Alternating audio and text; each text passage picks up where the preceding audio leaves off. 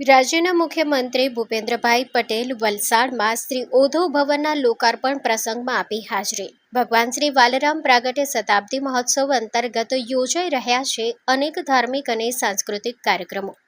શતાબ્દી મહોત્સવ અંતર્ગત ભગવાન શ્રી વાલરામજીની પાદુકાનું કરાયું પૂજન।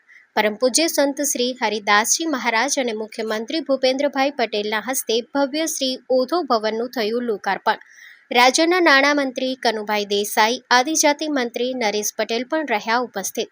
લોકાર્પણ પ્રસંગે હેલિકોપ્ટર દ્વારા કરાઈ પુષ્પવર્ષા। સીએમએ શુભારંભમાં કર્યું સંબોધન। મુખ્યમંત્રીની હાજરીથી સમાજમાં અનેરો ઉત્સાહ જોવા મળ્યો। સમસ્ત કચ્છી ભાનુશાલી સમાજ અને હરિઓમ પરિવારના બંધુઓ રહ્યા હાજર। સમસ્ત ભાનુશાલી સમાજના સહયોગથી કચ્છી ભાનુશાલી મિત્ર મંડળ ટ્રસ્ટ વલસાડ દ્વારા શ્રી ઓધવ ભવનનું કરાયું નિર્માણ।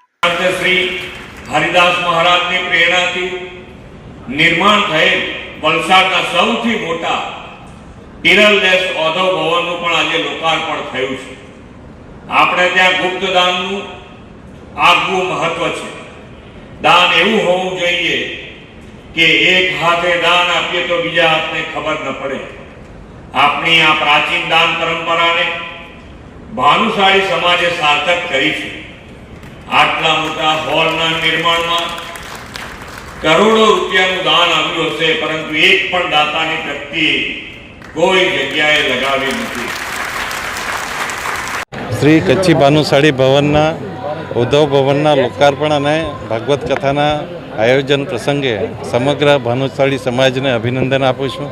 અને એમની ખુમાણી અને દેશભક્તિ અને દેશ પ્રેમના લીધે એમણે સમગ્ર ભારતમાં નહીં પણ વિશ્વમાં એક ઊંચું સ્થાન પ્રાપ્ત કર્યું છે। ત્યારે વલસાડમાં એમનું આ ભવન અનેક સાંસ્કૃતિક કાર્યક્રમો અને દેશભક્તિ માટે ઘણું ઉપયોગી રહેશે એવી શુભેચ્છા આપું છું।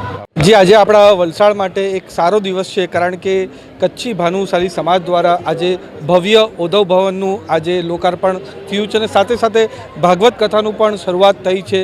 તો આ પ્રસંગે ખાસ આપણા ગુજરાતના મુખ્યમંત્રી ભૂપેન્દ્ર પટેલ સાહેબ, કનુભાઈ, નરેશભાઈ અને સાથે સાથે જે આપણા રાજકીય સાથે સામાજિક આગેવાન પણ અહીંયા ઉપસ્થિત છે। અને તમે જેમ જાણો છો કે આપણા કચ્છી ભાનુશાલી સમાજ પૂરા ગુજરાત અને ખાસ કરીને વલસાડના વિકાસ માટે અહમ યોગદાન આપે છે। ત્યારે આટલું સરસ ઓધવ ભવન બનાવ્યું એના માટે પૂરું કચ્છી ભાનુશાલી સમાજને હું ખૂબ ખૂબ શુભેચ્છા અને અભિનંદન પાઠવું છું।